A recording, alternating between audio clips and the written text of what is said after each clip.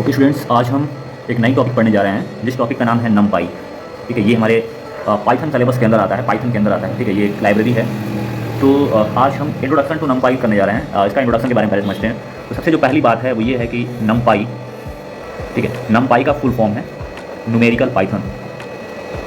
ठीक है, numerical Python, आप इसे न्यूमेरिक पाइथन भी बोल सकते हैं। ठीक है, न्यूमेरिक पाइथन भी बोल सकते हैं। ठीक है, अब स्टार्ट करते हैं। सबसे पहली बात इसमें, ये एक हमारा नमपाई एक हमारा ओपन सोर्स मॉड्यूल है। दूसरी बात, ओपन सोर्स मॉड्यूल है। तो ओपन सोर्स क्या होता है?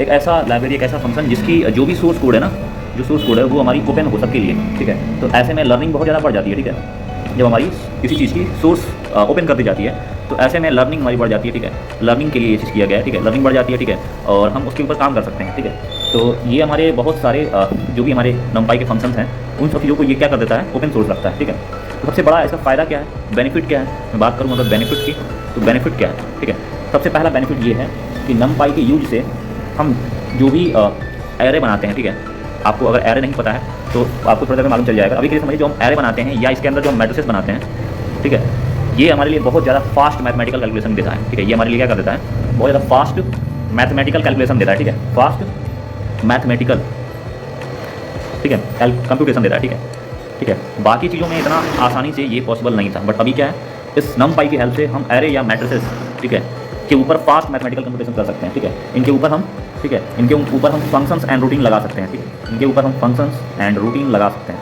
ठीक है, आप अभी आगे ये सब चीज़ें देखेंगे कि कैसे ये हो रहा है। ठीक है, ठीक है, तो अब आगे बढ़ते हैं, इसकी और जानकारी लेते हैं। जो नमपाई है वो नमपाई क्रिएट हुई थी। ठीक है, क्रिएट हुई थी किसके द्वारा भाई?